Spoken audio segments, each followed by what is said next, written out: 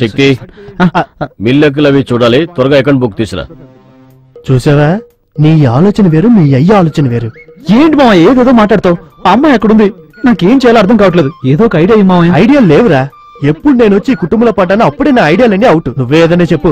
ఏంటి మా, నాకు నువ్వు తప్ప ఇంకెవరున్నారు? ఏదో ఒకటి చెప్పు. ఇలా చెప్పి నన్ను తెలివి తక్కువ చేశారా? నా దగ్గర ఐడియాలు లేవురా. నువ్వే ఏదైనా ఐడియా ఒకటి చెప్పు, నేను ఓకే చేస్తా. ఐడియా వచ్చేసింది. చెప్పు. నీ దగ్గర ఎవరు చెప్తాడు? నేను స్ట్రైట్ గా చెప్తా. నానా, గడ్డి వాం దగ్గరికి వెళ్ళాం కదా, ఒళ్ళంతా దురదలు పెడుతున్నాయి, నేను వెళ్ళి స్నానం చేసి వస్తా. ఇదేట్రా ఐడియా? అది గడ్డిలో దాక్కోడానికి నువ్వు స్నానం చేయడానికి ఏంట్రా సంబంధం? మావ స్నానం చేస్తానని చెప్పింది నేను, కానీ స్నానం చేయాల్సింది నువ్వు. నేనా స్నానం చేయడానికి కూడా డూబ్రా? అవన్నీ నాకు తెలీదు. లోపలికి వెళ్ళి నేను స్నానం చేస్తున్నట్టు మేనేజ్ చేయి. నేను వెళ్ళి మంజు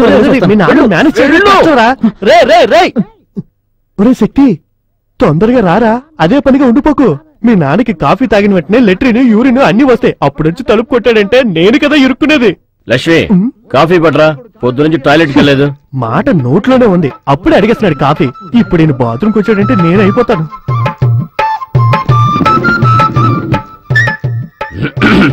అమ్మయ్యా,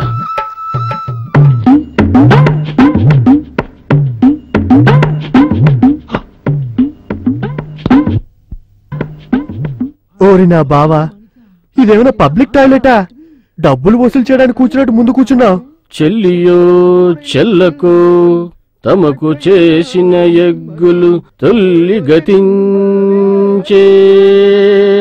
పాడతావయ్యా, పాడతావు. నీకే ఎంకి పెళ్లి సుబ్బు సావుకు వచ్చిందని మా అక్క నీకు ఇచ్చాక నేను కదా అయిపోయాను. రే శక్తి, ఏంట్రా స్నానం చేసి వస్తానో నీడ సౌండే లేదు. సౌండే కదా ఇస్తా. సౌండ్ వస్తే నమ్ముతారా? రే, ఏంట్రా స్నానం చేస్తున్నావు? నీళ్ళని ఒంటి మీద పడకుండా నేల మీద పడుతున్నాయి. నోరు మూసుకొని కూర్చోబోయా, ఊరికే నచ్చపెట్టుకుంటారు. రే శక్తి, నీతో మ్యాటర్ మాట్లాడాలనుకుంటున్నా, రోజు మర్చిపోతున్నా.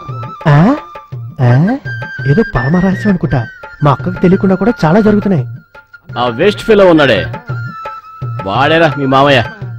ఆ వాగుడికాయ, వాడితో తిరగద్దు. తిరిగితే ఎందుకు పనికి రాకుండా పోతావు. మీ అమ్మని కాపురాన్ని తీసుకొస్తున్నప్పుడు సారా శీలతో పాటు వాడు వచ్చేసాడు. నేను ఎన్నోసార్లు తెగ తిట్టాను రా, కానీ వాడి రక్తంలో రోషం అన్నదే లేదు. బావ మరిదని మర్యాద కూడా లేకుండా ఎంత చీపుగా మాట్లాడుతున్నాడు చూడు. ఇంటి నుంచి గంటేస్తే బాగుపడతాడు అనుకుంటే కదిలేటట్లేడురా. అయ్యా, ఓటి చెప్తున్నాను వినండి. అది అనుభవించి చెప్తున్నాను. ఏ కారణం చేతనైనా అక్కా చెల్లెల్ని ఇచ్చిన ఇంట్లో ఒక పూట తిండి కూడా తినకండి. మర్యాద ఉండదు, గౌరవం ఉండదు.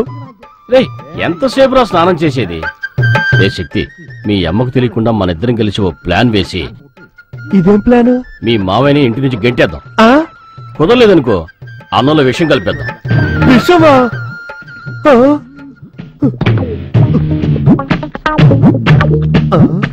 అరే మహాపాపాత్ములారా, ఎంత పెద్ద ప్లాను!